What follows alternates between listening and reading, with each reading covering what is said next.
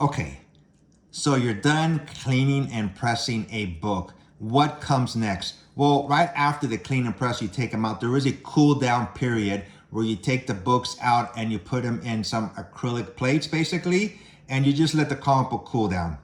You put some weights on top of the acrylic plate, so you know the books, hopefully you won't get any waves on the book, and I usually leave them overnight. But this is the third part, so to speak. I took the book out and then I do an inspection. I check to see how I did with the cleaning and pressing, you know, see if it took out some of the dents in the book, so to speak. And it did for this book. Now there are still some dents on the book, so I have two options I can do. I can press it again if I wanted to. I think that may help. But these books are so old. We're talking about books like from the 1960s. Not saying that you can't, but you have to be very, very careful. The second option you can do if you want to is you can use this sealing tool. Now to use a sealing tool, you have to put a comic book backboard on the back of the front cover right here. Press it against the spine as much as possible. And you get this paper. This is a cooking sheet paper that I use for pressing. And here is the sealing tool that I use. Now it's not turned on now, but it's hot at the time. And I look for any imperfections that I feel that this sealing tool may help. But this one, I've always said trial and error, and you have to be very careful with this. I do it very gently on the places that I feel that may improve the book. I try not to put too much pressure on this, because if you do, you can leave a dent or indentation on the comic book, and that kind of defeats the whole purpose. And if that happens, your other option is to press it again. Hopefully it will take care of it.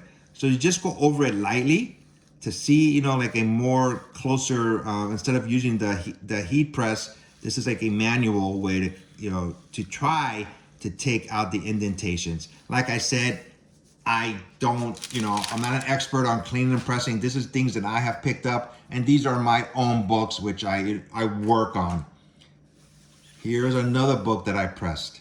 Okay, this is a more modern book. The cover is just a lot more sturdier. That's 60 years old. It's only about a month old.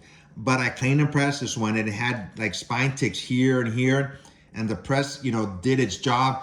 But I still saw a little bit of a spine tick. So I went through the whole process. I put a backboard and shiny side up on the backboard. I put the paper on top of the book, because you don't want this sealing tool to be right on top of the comic book, because it's hot, it would ruin the book. So this is like a buffer. So I went over it lightly, or I tried to go over it lightly, but I got overzealous and I did make an indentation on the book, so I had two options. I could, just leave it as is. I put it in a cold press. Hopefully the cold press would straighten out the book, but the indentation was still there. And I have some pictures I'm gonna show you right now. Hopefully you'll be able to see where the indentation was. My second option was, even though I cleaned and pressed this book already, I decided to press it again. I went through the whole process. I pressed it, and the book came out a lot better. So I am not gonna press my luck, so to speak. I'm leaving this book as is. There are some spine ticks on this cover. Sometimes you just can't get rid of them. At least I can't. Like I said, I'm not a professional cleaner. I just do this on my own. I've read books, trial and error. I've gone on YouTube. I feel more comfortable cleaning and pressing. But this is just another cleaning and pressing 101 that I wanted to show you all. If you have any questions, please ask me. Leave a comment in the section below. But until next time, everybody, be safe and take care.